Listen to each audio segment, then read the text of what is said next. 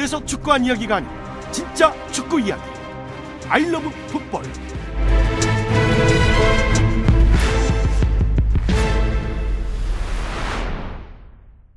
아이러브 풋볼 23번째 이야기, 저는 아나운서 최영진입니다. 1부 이상현 박문성의 원투패스 두 분과 함께합니다. 안녕하세요. 안녕하세요. 네, 안녕하세요. 네. 박문성 위원님 뭐 잘 다녀오셨습니까? 네, 어제 들어왔는데요. 네. 굉장히 피곤해 보이시네요. 시차도 안 돌아오고. 박문성 위원님 안 계시니까 빈자리가 좀 크게 느껴졌습니다. 팟빵으로 부천 호날두님께서는 박문성 위원님 안 계시니까 허전하네요 하셨고요. 아이고, 네. 키 골드님께서는 사실 저희에게 굉장히 강력하게 말씀하셨어요. 박문성 위원님 빠지니 퀄리티 확 떨어진다. 아닙니다. 많은 분들이 그만큼 기다리셨습니다. 이게 어떻게, 근데 제가 갑자기 일이 생겨, 죄송합니다. 이게 런던을 갔다 왔는데요. 예. 네, 그래서 갑자기 일이 생겨가지고. 어떠셨나요? 좋죠. 네, 또 요즘 막 그 잉글랜드 되게 핫하잖아요. 예. 챔스하고 유로파에서. 그러니까요. 좋더라고요. 네. 자, 5090번님께서는 토요일로 옮기니까 본방사수가 더 편해져서 기분 좋아요. 가레스 상유님 언제나 존경합니다 하셨네요. 한마디 해주시죠. 슈퍼히어로. 네. 뭐예요? 알겠습니다. 자, 챔피언스리그 4강전 여운이 아직도 여전합니다. 오늘은 챔피언스리그 4강전에 대한 이야기 나눠보도록 하죠. 자, 참고로 이 두 분은 누차 말씀드렸지만 애초부터 맨시티의 우승을 예상을 하셨고요. 이상윤 위원님의 경우에는 결승전에 바르셀로나와 아약스가 붙는다. 박문성 위원님께서는 바르셀로나와 토트넘의 결승전을 예상을 하셨는데 하나 맞췄네요. 제가. 하나 맞추셨어요. 뭡니까? 뭐예요? 다 그런 거지 뭐. 네. 자, 그래서 저는 이런 생각이 좀 들었어요. 두 분 이야기를 들을 필요가 있나. 자, 먼저 리버풀과 바르셀로나의 경기입니다. 1차전에서 바르셀로나가 3대0으로 이겼지만 2차전에서 기적이 탄생했습니다. 이스탄불의 기적에 이어서 안필드의 기적인데요. 4대0으로 이겼어요. 먼저 경기 어떻게 보셨나요? 클롭 감독도 똑같은 이야기를 했어요. 그러니까 지금 상윤 형님도 그 얘기를 했는데 클롭 감독도 이제 선수 시절에도 화려했고 지도자도 굉장히 화려한 사람인데 자기도 굉장히 많은 선수로서 지도자로서 많은 경기를 경험을 했지만 자기도 이런 경기 처음이다. 그러니까 상대가 사실 4대0이라고 하는 3대0을 4대0으로 뒤집는 건 쉽지가 않은 건데 상대가 누구냐면 메시가 뛰는 바르셀로나를 상대로 해서 그걸 뒤집으니까 사실 클롭 감독도 이거는 자기도 이런 경험이 없다. 이건 정말 제가 봐서는 그 축구 역사에 몇 가지 기적 같은 승부들이 있어요. 예를 들면 1999년도에 있었던 깜누의 기적 있죠. 그 맨유가 추가 시간에 바이에른 미네를 눌렀던 테디 쉐링엄하고 그 숄샤러 골을 넣었던 그다음에 이제 2005년에 있었던 이스탄불 기적 몇 가지가 있는데 진짜 그런 것 모든 걸 비교해봐도 정말 어쩌면 압도할 수도 있는 그런 승부가 아니었냐. 왜냐하면 상대가 바르셀로나이기 때문에 그러니까. 4대0으로 이겼습니다. 거기다가 리버풀에 어쨌든 피르미뉴하고 살라가 못 나왔잖아요. 그러니까. 그리고 오리기가 그렇게 할 거라고는 이게 진짜 장난이 아니에요. 예. 리버풀은 분명 좀 다득점이 필요했던 그런 상황이었는데 어떤 전술로 맞섰나요? 저는 사실 이 경기는 전술을 분석하기보단 물론 뭐 클럽 감독은 저는 뭐 갑자기 다른 전술을 들고 나왔지는 않았다고 봐요. 그러니까 예를 들면 살라하고 피르미뉴가 못 나온 상태에서 오리기가 나왔다든지 뭐 이런 건 있었지만 어쩌면 클럽은 그냥 클럽 축구했습니다. 리버풀은 리버풀 축구했죠. 근데 제가 봐서는 이날 경기의 중요한 포인트는 뭐였냐면 경기를 뛰지 못했던 살라가 입고 나왔던 티셔츠였어요. 뭐라고 썼냐면 결코 포기하지 마라. 네버 기버. 그러니까 사람들이 사실 1차전을 3대0으로 졌을 때 다 주위에서 뭐라고 얘기했어요. 야, 안 돼. 안 돼. 네, 이거 끝났어. 근데 그러니까 그 살라도 그런 옷을 준비한 거잖아요. 우린 포기하지 않아. 그러니까 사람들은 야, 끝났어. 이런 얘기할 때 주위에서 다 그런 얘기할 때 리버풀 선수들과 리버풀 감독은 포기하지 않았던 거예요. 그 경기에 그런 간절함이 좀 묻어났다고 봐요. 정신력의 차이라고 좀 보십니까? 네, 집중력 차이가 있었다고 좀 보고 그다음에 또 하나는 이제 예를 들어서 내용적으로 좀 놓고 보자면 그러니까 바르셀로나는 아무래도 그 뛰는 축구에 좀 약해요. 그러니까 볼이 움직이는 축구엔 강하지만 뛰는 축구에 약한데 리버풀이 그런 간절함을 굉장히 많이 뛰는 축구로 눌러버린 거죠. 그래서 그 활동량이라든지 에너지 파워가 그날 바르셀로나 선수들을 완전히 눌러버린 것 같아요. 네. 그런 차이였다고 봅니다. 그렇군요. 코너킥 상에서 그 딴짓거리 하고 있었어요. 그러니까 그렇게 빨리 그러니까 의도적으로 진짜 센스에 있는 거죠. 그렇죠. 아놀드 선수 그리고 또 그 순간에 그렇게 두 명의 선수가 그렇게 움직이고 그렇게 찰 거라고는 누가 생각했냐고요. 그러니까 바르셀로나 선수들이 정신줄 났어요. 그 장면은 약간 추가 설명을 좀 해야 될 것 같은데, 그러니까 처음에 아놀드가 이제 빠른 코너킥을 찼잖아요. 예. 그러니까 그때 찼을 때 사람들이 이제 지나고 난 다음에는 약간 그 문제 있는 거 아닌가? 그런 얘기. 그러니까 왜냐하면 키커를 바꾸는 척하다가 바로 차버렸으니까 약간 이거 좀 문제 있는 거 아니냐고 하는데 전혀 문제가 없는 장면이거든요. 예를 들면 프리킥이나 코너킥 같은 경우는 상대가 반칙을 하거나 터치를 잘못해가지고 볼이 나갔을 때 주는 거기 때문에 그 공을 언제 어떻게 찰지는 전적으로 공격자가 선택하게 돼 있어요. 그렇군요. 네, 예를 들면 근데 이제 저런 경우는 있죠. 예외는 주심이 어떤 시그널을 줘서 내가 휘슬을 불거나 시그널을 줬을 때 라는 이야기를 하면 그 다음에 차야 돼요. 근데 그 장면에서는 주심이 어떤 시그널도 주지 않았어요. 그러면 그건 아놀드가 어떻게 차도 상관이 없어요. 그 규정이라고 하는 걸 굉장히 정량이 잘 이용을 한 거고 그래서 끝나고 나서 파브레가스하고 그다음에 시어러 같은 레전드가 아주 극찬했죠. 아니 아놀드라고 하는 친구가 지금 20살인가요? 되게 어리잖아요. 어리죠. 네. 아니 그 되게 공을 잘 차는 건 알았지만 이 정도로 영리했어. 영특하구나. 이 정도로 센스가 있었어. 그 장면은 진짜 그 규정이라고 하는 거를 매우 잘 활용한 거고 형님 말씀처럼 바르셀로나는 정줄을 놔버린 거죠. 그러니까 규정 중에 어쨌든 지금 얘기한 것 중에 하나가 주심이 힙스를 그러니까 보여주면 하는 게 있고 또 볼이 아웃 오브 플레이가 됐잖아요. 그리고 볼이 정지된 상태에서 공이 움직이지 않으면 전혀 문제가 없는 거예요. 그러니까요. 그럼 이런 긴박한 상황에서 그런 영특한 플레이를 일단 칭찬을 해줘야겠네요. 정말 그건 정말 영리한 거예요. 자, 여기서 굉장히 궁금한 게 저희가 뭐 정신력, 간절함, 에너지 그리고 뭐 센스 이런 종합적인 이야기를 해봤는데 선수 입장에서 1차전에서 3대0 정도의 스코어가 나왔습니다. 그럼 선수들 간에도 좀 반포기 상태 아닙니까? 약간 그런 느낌은 있어요.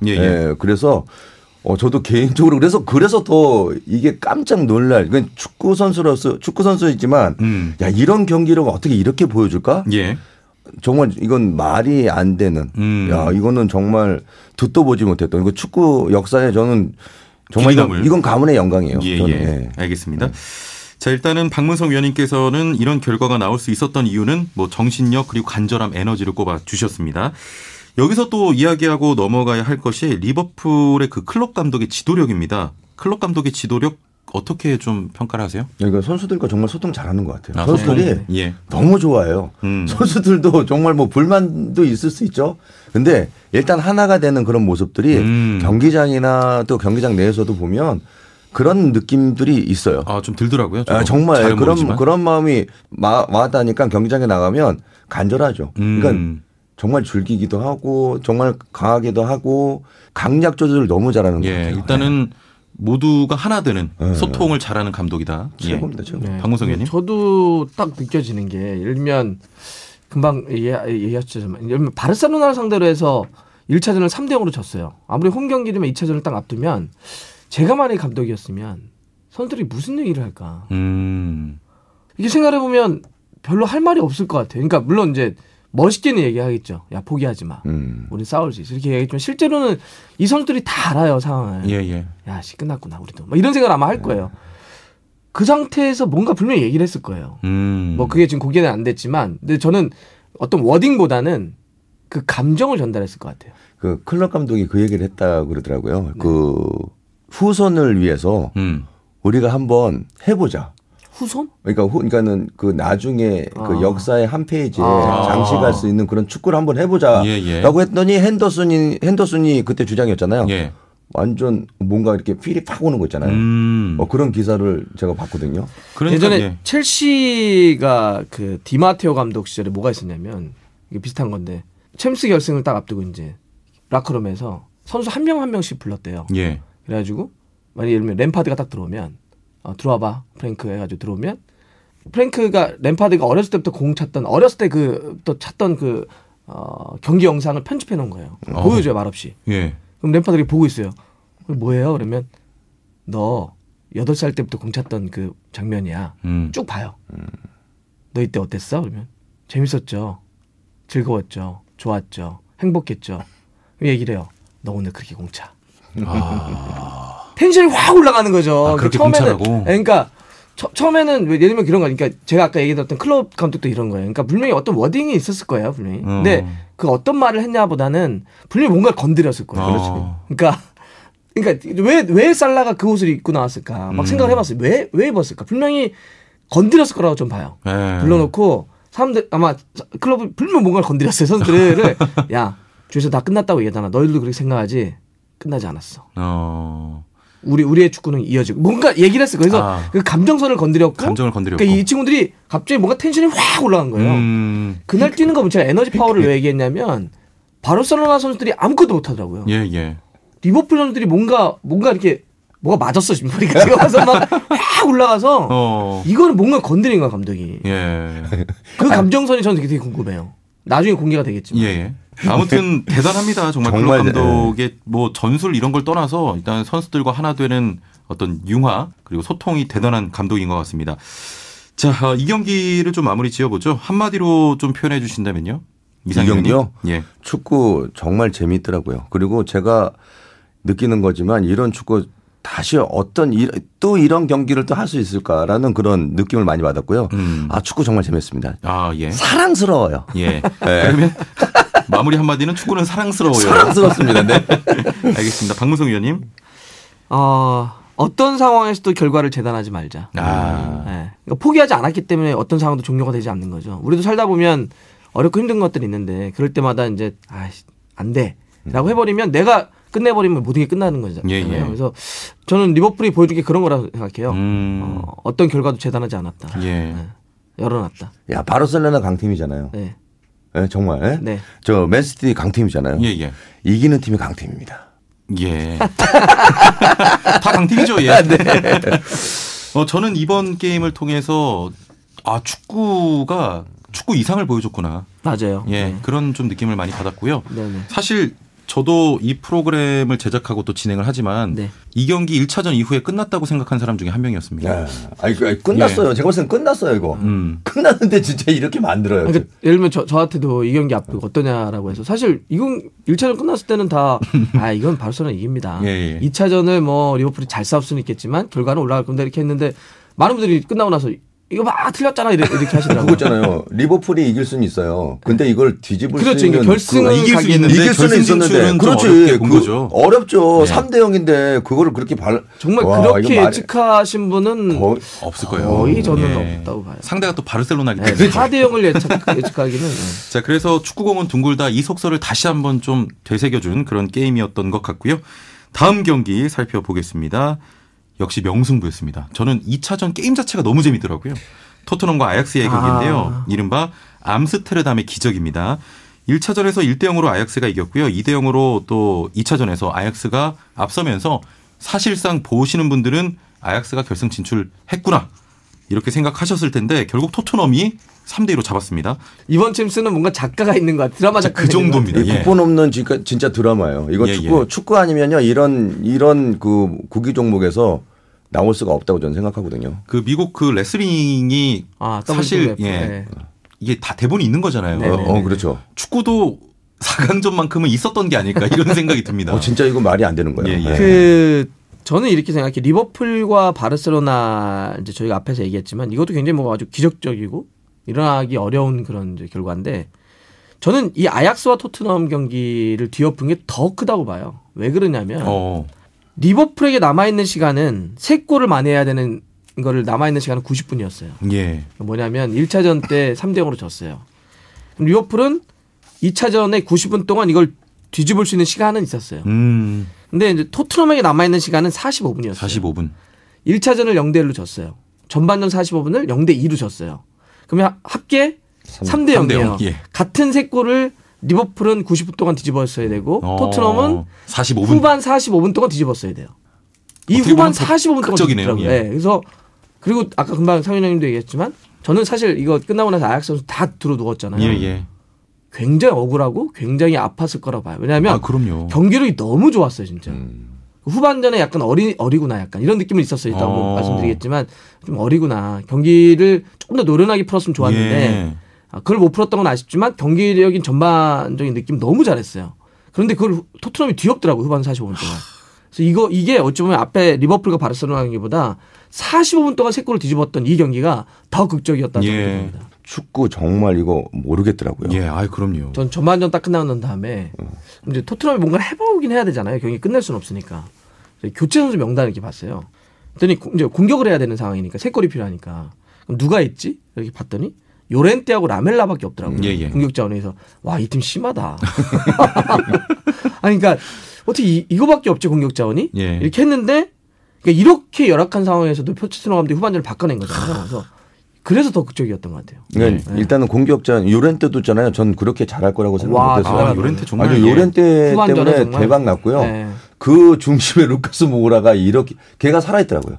아. 야, 축구를 하는데 깜짝 놀랐어요, 진짜. 저는 루카스 모우라가 이렇게 헤트트릭까지 기록하고 좋은 활약을 펼치는 데는 손흥민 선수의 움직임도 있었다고 보거든요.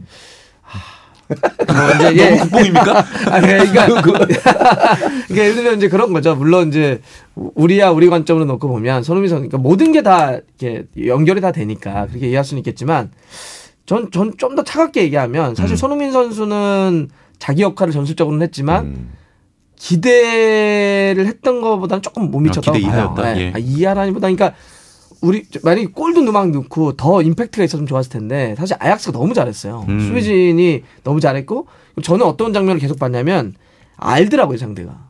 그 아마 기억하시는 분들, 우린 당연히 손흥민을 많이 봤으니까, 손흥민 선수가 이제 예를 들면 측면에 섰잖아요. 왼쪽에 있다가 중앙 쪽으로 많이 꺾어 들어가는 움직임을 가져갔는데, 왼쪽에 있다가 좋아하는 중앙 쪽으로 꺾어 들어가는 움직임을 가져가면 와, 기가 막히게 양발을 잡는 거 혹시 보셨어요?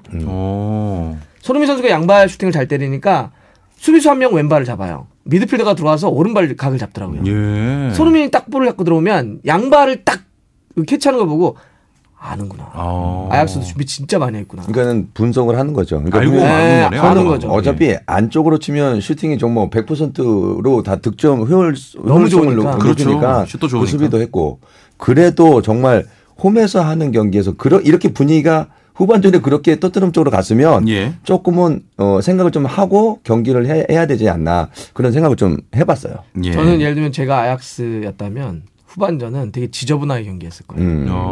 그러니까 이런 거죠. 그러니까 우리가 막 뭐 들어눕는 거 이런 거 있잖아요. 예, 그렇죠, 그렇죠. 침대. 이런 거 했어야 돼요. 그러니까 아약스라고 한다면 약간 더티하게 했어야 돼요. 예, 그러니까 물론 뭐 토트넘 입장이나 이걸 지켜보시는 팬들은 분명 욕을 하겠죠. 그러면 야, 예. 어떻게 저렇게 하냐 이렇게 하겠지만, 사람들은 마지막에 기억하는 건 결과예요. 그렇죠. 승자를 기억하죠. 네. 물론 이제 아약스의 올 시즌은 아약스의 플레이를 다 기억을 하겠지만, 하지만 이제 나머지 기억들은 이런 거죠. 야, 토트넘이 사상 최초로 결승한 거 알아? 이런 얘기를 할 거예요. 저는 아약스가 후반전은 더 지저분하게 경기를 했어야 돼요. 막 볼도 더 늦게 최대한 차고 막 경고받을 각오하고 더 막 들어눕고 막 이랬어야 되는데 착하더라고요. 착하다기보다는 노련미가 좀 없다는 그렇죠. 표현이 맞을 것 같아요. 경험이 아무래도 좀. 네. 그럼 박문성 위원님께서는 이란을 좀 옹호하시는 그런 편이십니까? 아닙니다. 그건 아닙니다. 자, 그 포체티노 이야기만 간단히 좀 해보겠습니다. 포체티노 어떤 감독입니까? 정말 제가 괜히 감동의 물결이더라고요. 저는 약간 눈물이 저도 나오고 이게 그 인터뷰하면서도 지도자는 스트레스 많이 받고 이거 어떻게 할 거냐, 다음 뭐 그런 얘기를 했는데, 다른 얘기 하나, 열정 딱 얘기하더라고요. 근데 지쳐서 막 쓰러지고 막 그럴 때 이 생각을 안 했었거든요. 예. 근데 그 열정에 저도 개인적으로 포체티노 감독이 왜 이렇게 마음에 드냐, 최고의 감독이다, 예. 선수가 왜 이렇게 잘할 수밖에 없을까라는 생각이 들더라고요. 감정을 좀 이입하셨군요. 정말로 너무. 예. 네네. 그러니까 끝나고 저희는 두 가지의 눈물을 본 것 같아요. 아약스의 눈물을 봤고 포체티노 감독의 눈물을 봤고. 예. 명감독, 이제 명감독. 눈물인데 그 눈물은 좀 달랐어요. 아약스의 눈물은 전 되게 분했을 거라고 봐요. 눈에 보였는데. 네, 너무 예. 잘했는데, 이길 것 같았는데, 올라갈 줄 알았는데 졌기 때문에 울더라고요. 다 쓰러져서 울었죠. 예. 저는 공감했어요.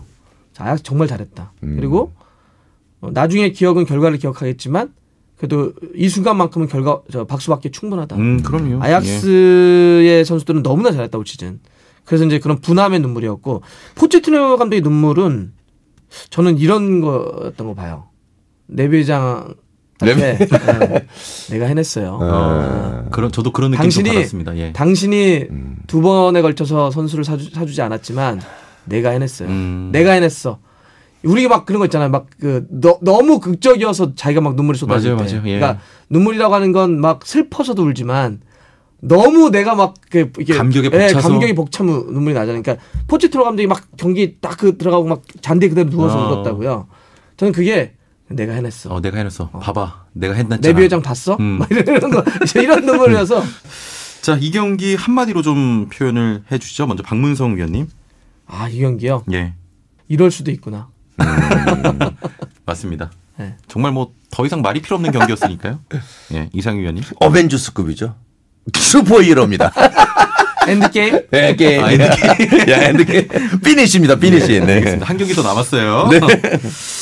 저는 좀 유머 섞어서 이렇게 하겠습니다. 축구 몰라. 야, 모우라가 헤드트릭. 몰라. 이거 센스 있어요. 알겠습니다. 네.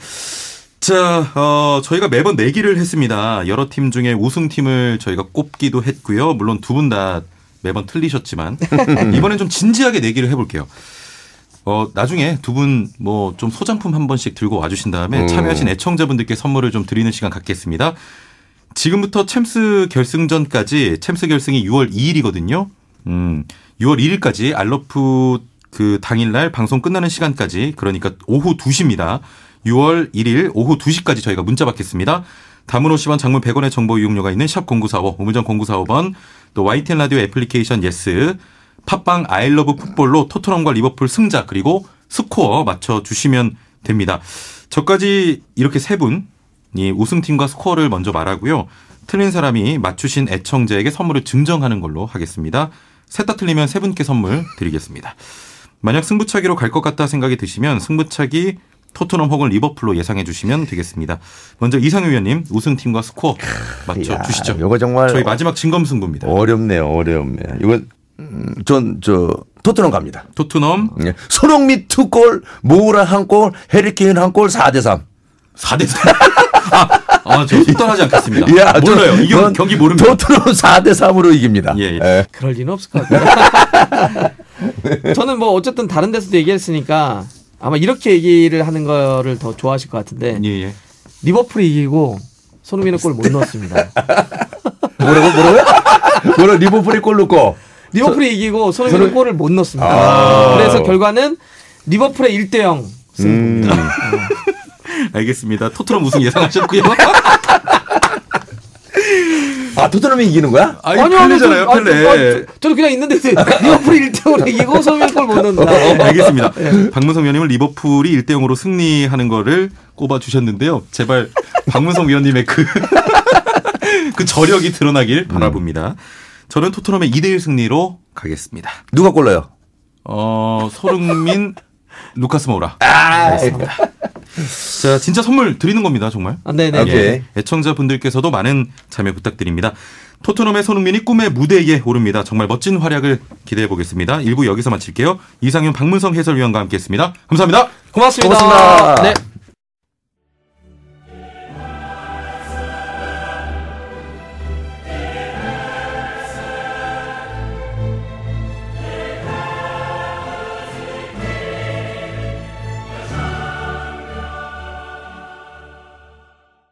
이하영, 박시아의 카운터 어택.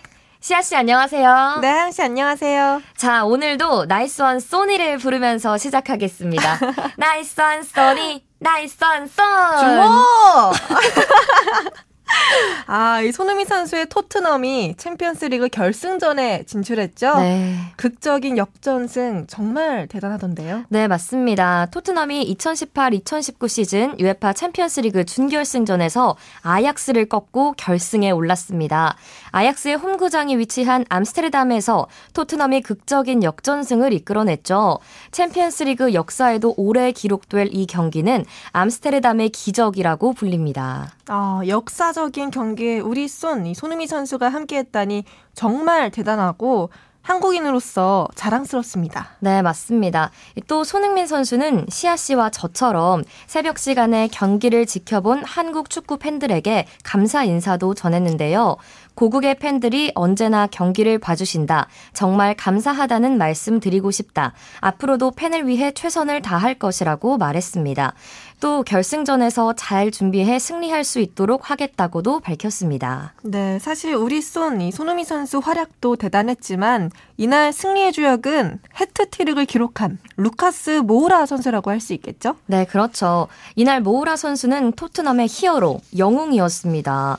모우라는 경기 후에 내 인생 최고의 순간이다. 나만 잘한 게 아니라 동료들이 함께한 것이다. 정말 행복하다라면서 벅찬 감정을 표현하기도 했습니다. 네, 모우라 선수가 후반 추가 시간 경기 종료 직전에 넣은 결승골은 정말 소름이 돋을 정도였습니다. 맞아요. 소름이 돋았죠. 네, 앞으로도 모우라 선수의 활약 기대해 보겠습니다. 네. 토트넘의 극적인 승리, 이 포체티노 감독의 공도 참 클 것 같은데요. 네, 그렇습니다. 포체티노 감독은 토트넘 역사상 첫 챔피언스리그 결승행을 이끌었죠.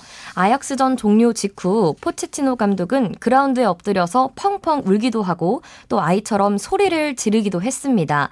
이 토트넘의 챔피언스리그 결승행이 어떤 의미를 가지는지 아주 단적으로 보여주는 장면이었죠. 그는 축구 없이 이런 감정을 느끼지는 못했을 것이다. 축구에 감사하다. 우리는 경기 전에 이 순간을 사랑하라. 그리고 이 열정을 느껴라 라고 얘기했다면서 바로 그것을 그라운드에서 보여줬다고 말하기도 했습니다. 네, 정말 울림이 큰 스토리네요. 토트넘의 역사를 새로 쓴 포체티노 감독 정말 대단합니다. 네, 맞습니다. 다음은 리버풀과 바르셀로나 소식이죠. 네. 하영 씨, 메시 선수에게 무슨 일이 있었던 거죠? 이 축구의 신 메시도 어쩔 수 없는 경기였죠. 리버풀이 FC 바르셀로나와의 챔피언스리그 2차전에서 4대0 대승을 거두면서 합산 스코어 4대3으로 결승에 진출했습니다. 네, 포기하지 않은 리버풀이 기적을 만들어낼 수 있었던 것 같습니다. 네, 반면 이 바르셀로나 입장에서는 아쉬움이 크게 남는 경기였는데요. 이날 패배 후 메시는 큰 충격을 받아 안필드 라커룸에서 오열했다는 소식도 전해졌습니다. 이 세계 최고의 선수라고 불리며 상상 이상의 압박감과 또 책임감을 느껴온 리오넬 메시 선수인데요. 복잡한 감정이 폭발하며 눈물을 흘린 게 아닌가 싶네요. 네, 마음이 아픕니다. 세계 최고의 선수도 눈물을 흘리게 되는 잔인하고 또 방심할 수 없는 무대 챔피언스 리그입니다. 네, 그렇습니다. 이 기적의 드라마를 써낸 잉글랜드 프리미어리그 두 팀이 이제 챔피언스 리그 결승전에서 만납니다. 토트넘과 리버풀, 과연 이번 시즌 비기어의 주인공은 누가 될지 기대됩니다. 이번 주에 챔피언스리그 결승만큼이나 또 기대되는 K리그 경기가 펼쳐진다면서요? 네, 바로 내일이죠. 이번 주 일요일 오후 7시에 선두를 달리고 있는 전북과 그 뒤를 바짝 쫓고 있는 2위 울산의 경기가 펼쳐집니다. 네. 시즌 첫 1위와 2위의 맞대결인데요. 현재 이 두 팀의 승점 차는 단 한 점이기 때문에 치열한 경기가 예상됩니다. 아, 그렇군요. 네, 14년 만에 리그 우승에 도전하는 2위 울산의 이근호 선수는 울산의 모든 선수들이 전북전을 벼르고 있다며 전북은 항상 강했고 올해도 강하다. 하지만 우리가 전북을 뛰어넘어야 한다. 이것이 올 시즌 울산의 목표다. 다른 경기도 준비를 열심히 하고 있지만 전북전은 확실한 준비를 하고 있고 올 시즌 가장 중요한 경기라며 전북전 승리에 대한 남다른 각오로 보여줬습니다. 그럼 울산만이 전북의 독주를 막을 수 있겠네요? 그것만은 아닙니다. 오늘 오후 7시 3위의 대구와 4위인 서울이 서울의 홈인 서울 월드컵 경기장에서 만나는데요. 네. 만약 대구가 오늘 승리를 가져가고 내일 전북과 울산이 무승부로 마무리된다면 대구와 전북이 공동 1위를 차지하게 됩니다. 지난 시즌 7위를 기록한 대구가 올 시즌에는 선두권 경쟁을 하고 있다니 정말 놀랍네요. 네. 점점 재밌어지는 K리그인데요. 요즘 주변에서도 K리그 얘기가 많이 들리더라고요. 네, 맞습니다. 저도 요즘 K리그 전도사로서 행복한 시즌을 보내고 있는데요. 관중수를 통해서도 이 K리그의 열기를 알 수 있습니다. 올 시즌 K리그 1 10라운드를 치르는 동안 8,693명의 평균 관중을 기록했습니다. 이는 지난해 10라운드 평균 관중 수보다 약 3,100명이 늘어난 수치입니다. 와, 이 한 시즌 만에 약 3,100명이 늘어났다니 정말 어마어마한 수치네요. 앞으로 K리그의 흥행이 어디까지 진행될지 정말 기대됩니다. K리그 앞으로도 응원하겠습니다. 오늘 벌써 마칠 시간이 됐습니다. 저희는 여기서 물러가야겠네요. 이하영, 박시아의 카운터 어택! 저희는 다음 주에 다시 찾아뵙겠습니다. 감사합니다.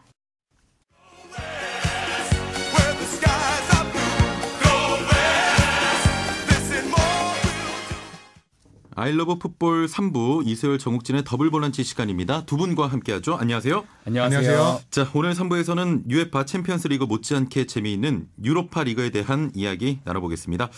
자, 어제 새벽 4강 2차전이 진행됐죠. 결과 어떻습니까? 네, 5월 10일 오전 4시에 진행된 유로파리그 2차전 경기 결과 아스날과 첼시가 결승전에서 만나게 됩니다. 또 EPL 두 팀이 붙었군요. 그렇습니다. 결승전은 5월 30일 목요일 새벽 4시에 진행되고요. 챔피언스 리그와 마찬가지로 그간 진행해왔던 홈앤어웨이 방식이 아니라 중립지역에서 단 한 차례 경기로 승부를 봅니다. 올해는 아제르바이잔의 수도 바쿠에 있는 바쿠 올림픽 스타디움에서 펼쳐지겠습니다. 예. 자, 많은 분들께서 예상은 하셨어요. 두 팀이 붙을 거다. 네.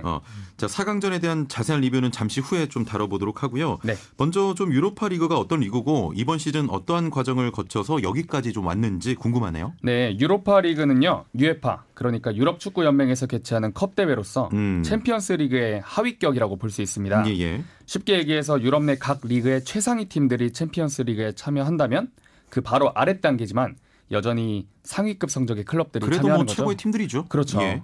대회 전신이었던 유에파컵이라는 시절이 있었어요. 그때는 차범근 전 감독님 그리고 김동진, 이호 선수 등이 우승을 차지했던 적이 있는데요. 아무래도 유럽 대항전의 2부 리그격이라는 이미지가 있다 보니까 대회 명성이 도무지 높아지지 않는다는 문제가 좀 있었죠. 예. 그래서 2009-2010 시즌부터 유로파 리그라고 명칭을 변경하고 일부 규정도 재밌게 손보면서 대회 규모가 점차 커지고 있는 추세인데요. 아하.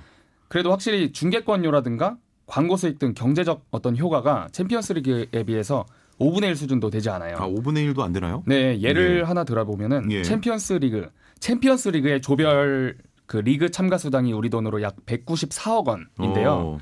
유로파 리그의 우승 상금이 108억 원 정도입니다. 잠시만요. 네. 리그 참가 수당이 194억 원인데 유로파 리그 우승 상금이 108억 원입니까? 그렇죠. 거의 반 정도. 차이가 이렇게 많이 난다고 볼 수 있겠는데 그래도 중요한 대회임은 분명합니다. 특히 우승팀이 다음에 챔피언스 리그 본선 진출권이 주어지잖아요. 프리미어리그에서 4위 수성에 뭐 사실상 멀어진 아스날이 다가올 결승전을 위해서 좀 이를 갈고 있는 이유기도 하죠. 예. 자, 챔피언스 리그의 아래 단계의 대항전이라고 볼 수 있지만 유럽 강리그에서 또 절대 무시할 수 없는 팀들이 출전을 하잖아요. 그렇죠. 토너먼트 진행 방식도 뭐 챔스와 비슷합니까? 비슷하기는 한데 조금은 다릅니다. 챔피언스 리그 같은 경우는 그 강리그에서 최상위권을 형성하는 32개 팀이 출전을 하고요. 근데 유로파 리그는 뭐 강리그에서 그 최상위보다 조금 아래 팀 그리고 각종 컵 대회 우승팀 뭐 챔피언스리그 플레이오프에서 패한 팀 이렇게 해가지고 48개 팀이 12개조로 나눠서 조별 예선을 치릅니다. 네, 조별 예선은 홈앤어웨이 풀리그 방식으로 치러지고요. 그리고 조별 예선에서 1, 2위를 차지한 그러니까 24개 팀이 32강 토너먼트에 진출하게 돼요. 그리고 나머지 8자리 같은 경우는 그 챔피언스 리그 조별 예선에서 3위를 차지한 팀 8개 팀이 또 합류를 하게 됩니다.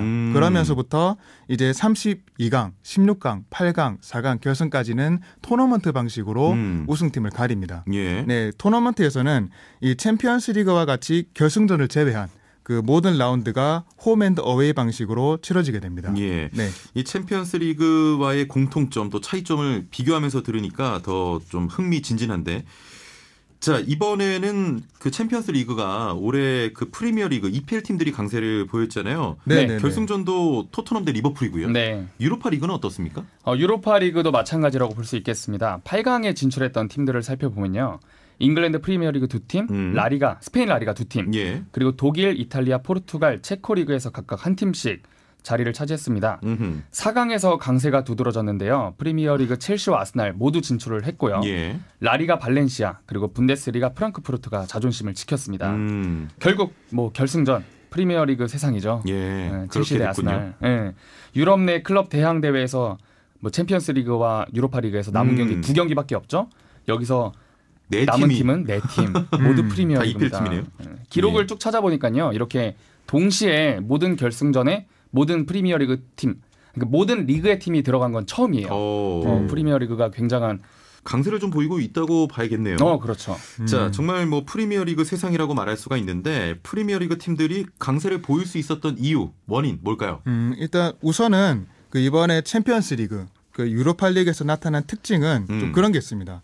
역습을 위해서 일부 후퇴하는 어떤 실리적인 경기 운영을 펼친 팀들보다는 오히려 수비 라인을 좀 전진시키면서 과감하게 중원 싸움을 펼치는 팀들이 좋은 성과를 냈다. 이런 부분이 한 가지 특징이 있고요.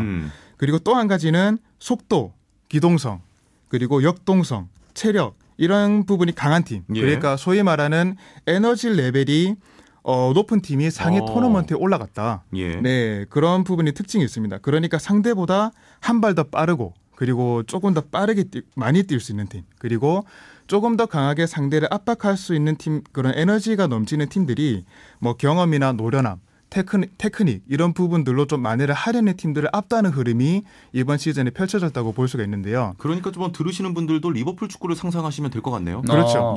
그러니까 그 에너지 레벨을 대표하는 리그가 바로 프리미어리그죠. 네, 프리미어리그는 유럽 리그 중에서 가장 템포가 빠르고 그리고 에너지 레벨을 앞세워가지고 강도 높게 압박을 하는 그런 특징이 있는 리그입니다. 그러니까 프리미어리그 팀들이 선전을 했다는 거는 이러한 흐름을 좀 반영하는 어떻게 보면 그 지표라고 그렇게 볼 수가 있을 것 같아요. 그러니까 에너지 레벨이 강조가 되는 최근의 흐름에서 다시 한번 이 프리미어리그 쪽으로 좀 유럽 축구의 헤게모니가 넘어오는 현상이 아닌가 저는 이제 그렇게 보고 있습니다. 네. 자, 유로파 리그라는 키워드와 함께 또 반가운 이름이 많이 등장을 했습니다. 네. 이강인이죠? 이강인 선수인데요. 스페인 발렌시아의 유망주 이강인 선수가 유로파리그 데뷔를 했죠. 지난 2월이었는데요. 셀틱과의 32강전 2차전에서 후반전 31분에 교체 투입됐습니다. 당시 오른쪽 측면에서 굉장히 활발한 모습을 보여줬어요. 뭐 왼발슛도 하고 헤딩슛도 하고 또 홈팬들이 엄청나게 환호하는 모습을 보여줬거든요. 그랬죠. 그리고 비아레알과의 8강 2차전에서도 교체 출전했습니다. 후반전 23분에 곤잘로 게데스를 대신해서 들어갔는데요. 경기를 보신 분들께서 느끼셨겠지만 확실히 가능성이 보였습니다. 5월 23일부터 펼쳐지는 U20 월드컵 출전을 위해서 대한민국 U20 대표팀에 조기 합류했습니다. 그래서 아스날과의 4강전에서는 볼 수 없었죠. 이것도 좀 아쉽긴 했어요. 그렇습니다.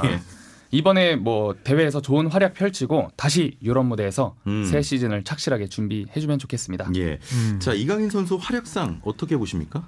네, 뭐 이강인 선수는 셀틱과의 32강 2차전 그리고 비아레알과의 8강 2차전에 교체로 투입이 됐고요. 거의 뭐 승부가 발렌시아 쪽으로 좀 기울였던 그 상황에서 각각 한 15분, 22분 정도 활약을 했습니다. 뭐 이강인 선수의 투입이 뭐 발렌시아의 다음 라운드 진출에 결정적인 영향을 미치거나 이런 거는 전혀 없었지만 그래도 발렌시아 구단이 기회가 되면 이강인 선수를 계속 투입하려고 하는 이런 모습들 자체만으로도 그 발렌시아라는 구단이 이강인을 얼마만큼 미래의 자원으로 인정하고 있는가 이런 부분들을 확인할 수 있는 대목이라고 볼 수가 있어요. 활약상들을 좀 그 지켜보면 사실 막 기술적인 부분 이런 부분들이야 여러 번 언급했으니까 그렇게까지 언급할 필요 없을 것 같고요. 잘하고요. 특히나 이제 주목해볼 점은 제가 볼 땐 침착함인 것 같아요. 네, 보통 이제 10대 선수가 이렇게 큰 무대에서 기회를 찾게 되면은 그런 게 있잖아요. 보여줘야 된다. 내 가치를 좀 보여줘야 되는 그런 압박감을 많이 받는데 그래서 좀 오버하는 경향이 있습니다. 좀 플레이가 튀기도 하고 팀의 융합이 잘 안 되고 그런 부분이 있는데 이 이강인 선수는 넘치지도 않고 부족하지도 않고 딱 그 주어진 상황에서 어떤 부분을 해야 되는가 거기에 대해 정확하게 인지를 하고 침착하게 플레이를 하더라고요. 팀 플레이에 전혀 어색하지 않게 녹아드는 그런 부분을 보면 확실히 이 선수가 영특함이 있다. 그리고 멘탈적으로도 10대 선수 답지 않게 정말 성숙하다. 이런 부분들을 이번 유로파 짧은 시간이었지만 또 확인해 볼 수 있지 않았나. 그렇게 생각을 해봅니다. 이강인이 굉장히 침착하다고 말씀하셨는데 오늘 이 이강인 선수의 장점을 좀 말씀하시기 위해서 일부러 침착하게 지금 방송하고 계신가요? 좀 침착한 거예요. 오늘 굉장히 침착해 보이네요. 그래요? 자, 이렇게 많은 스토리가 있었던 유로파 리그 그 4강전까지 마무리가 됐습니다. 먼저 아스날과 발렌시아의 경기 결과부터 좀 살펴주시죠. 네, 아스날과 발렌시아 그 많은 축구 팬분들께서 기대해 주셨던 만남이에요. 결과는 생각보다 손쉬운 아스날의 승리였습니다. 1차전 홈에서 3대1 승리, 그리고 2차전 원정에서 4대2로 승리하면서 합산 스코어 7대3 많은 득점을 하고 결승전에 진출했습니다. 2차전에서는 발렌시아가 전반전 11분에 가메이로 선수가 선제골을 넣으면서 희망의 불씨를 살리기도 했는데요. 후반전에 아스날의 대량 득점이 터지면서 아쉬움을 삼키게 됐습니다. 아스날은 1999-2000 시즌 이후 오랜만에 유로파리그 결승전에 오르게 됐고요. 팬들의 기대를 충족시키지 못했던 이번 시즌이잖아요, 사실. 결승전 잘 해주기를 바라겠습니다. 결승전이 정말 기대가 됩니다. 네. 자, 그렇다면 아스널이 그 발렌시아에 비해서 우위를 가져올 수 있었던 이유 뭘까요? 네, 일단은 사실 승부는 1차전에서 좀 났다고 봐요. 네, 1차전에서 그 발렌시아가 평소에 자주 쓰던 4-4-2가 아니라 5-3-2 대형으로 좀 수비적으로 나섰거든요. 수비 쪽의 숫자를 좀 보강을 하고 그리고 윙백의 기동성을 살리겠다. 그러니까 아스날 원정에 대한 어려움을 좀 의식을 한 거죠. 네, 그렇게 나왔는데 이게 결국 패착이 된 것 같아요. 아스날 같은 경우는 3백을 쓰면서 양측의 윙백을 상당히 전진을 시켜서 그리고 측면 미드필드 지역을 장악하는 움직임을 가져가는데 반대로 발렌시아는 그 측면 미드필드를 내주는 운영을 했단 말이죠. 네, 그러다 보니까 아스날이 조금 더 측면을 쉽게 파고들면서 경기를 운영을 해나갔다. 그게 결국 3대1 아스날의 완승으로 끝이 났다고 볼 수가 있는데요. 2차전 같은 경우는 그 발렌시아가 2골을 만회해야 되잖아요. 그러다 보니까 4-4-2 형태로 좀 공격적으로 나섰습니다. 근데 아스날이 그 침착하게 경기를 운영하다 보니까 이 발렌시아가 어느 순간부터는 수비 라인을 무리하게 올렸어요. 그게 결국 원인이 돼서 아스날이 계속 뒷공간을 파고들고요. 그게 이제 또 4대2 완승으로 이어졌던 아스날의 완승으로 이어졌던 이유였다. 그게 결국에는 이제 그 승패를 갈랐던 이유라고 보면 될 것 같습니다. 알겠습니다. 네. 자, 프랑크푸르트와 첼시와의 경기는 첼시의 승리로 끝났습니다. 흥미로운 결과였죠? 네, 1차전도 1대1 무승부, 2차전도 1대1 무승부. 연장전에서도 승부를 보지 못했고 PK에서 케파 골키퍼 선방에 힘입어서 첼시가 승리했습니다. 뭐 케파가 런던 라이벌 아스날을 이제 만나는데 재밌는 경기가 될 것 같습니다. 자, 그렇다면 역시 이 경기 어떤 점이 첼시의 승리를 불러왔을까요? 이 경기는 딱 한 가지였어요. 그러니까 프랑크푸르트 같은 경우는 뭐 피지컬도 좋고 기동성이 좋지만 최근 경기들을 보면 미드필더 수비 사이가 계속 벌어졌거든요. 그래서 근데 첼시 같은 경우는 아자르 선수를 비롯해가지고 뭐 윌리안, 페드로 이런 선수들이 상대의 미드필드와 수비 사이 공간을 파고들 수 있는 자원들이 많아요. 그래서 프랑크푸르트는 그 공간을 어떻게 차단할 것이냐 그리고 첼시는 어떻게 그 공간을 파고들 것이냐 그게 정말 중요했다고 볼 수가 있는데 프랑크푸르트가 미드필드진 그러니까 수비형 미드필드를 평소보다 좀 아래쪽으로 내리면서 그 공간을 계속 차단하는 움직임을 가져갔습니다. 그게 주요를 했어요. 그래서 1차전과 2차전을 정말 대등하게 1대1 무승부를 계속 연출을 해냈거든요. 그러면서 승부차기까지 프랑크푸르트가 정말 잘 끌고 갔어요. 근데 프랑크푸르트가 결국 넘지 못한 산은 케파 골키퍼였다. 선방이었다. 맞습니다. 승부차기에서 결국에는 케파 골키퍼의 신들린 선방을 넘지 못하고 패하고 말았다. 이렇게 볼 수가 있을 것 같아요. 네, 알겠습니다. 결국 결승전은 아스널과 첼시의 첼시와 아스널의 2패 두 팀 간의 경쟁이 됐는데요. 자, 우리 아이러브 풋볼에서 빠질 수 없는 시간입니다. 결승전 예상을 해보도록 하죠. 자, 먼저 정욱진 캐스터. 네, 저는 요즘 뭐 경기 결과 예상 여기에 자신감이 붙었는데 그렇죠. 아자르와 케파의 첼시가 우승하겠다. 이렇게 한번 예상해 보겠습니다. 이소열 평론가? 뭐 저 같은 경우는 반대로 이 챔피언스리그 결과를 이제 예측을 하다 보니까 트라우마가 생겼어요. 다 틀려. 그래서 이번에도 어려운데요. 그래도 굳이 한 팀을 꼽자면 그래도 이제 그 유로파리그의 제왕이라 불리는 에메리가 있는 아스날이 결국 우승하지 않을까 이렇게 한번 예상을 해보겠습니다. 밖에 이상윤 위원님 계시는데 박수치고 난리 났습니다. 저는 보통 이런 예측 50% 정도 맞습니다. 결승전 저는 토트넘과 그리고 바르셀로나를 예상했는데 반만 맞췄거든요. 그렇네요. 이번에도 50%의 확률로 도전합니다. 아스널의 우승 가겠습니다. 이소열 평론가 정욱진 캐스터였습니다. 감사합니다. 감사합니다. 저도 인사드리죠. 아나운서 최영진이었습니다. 고맙습니다.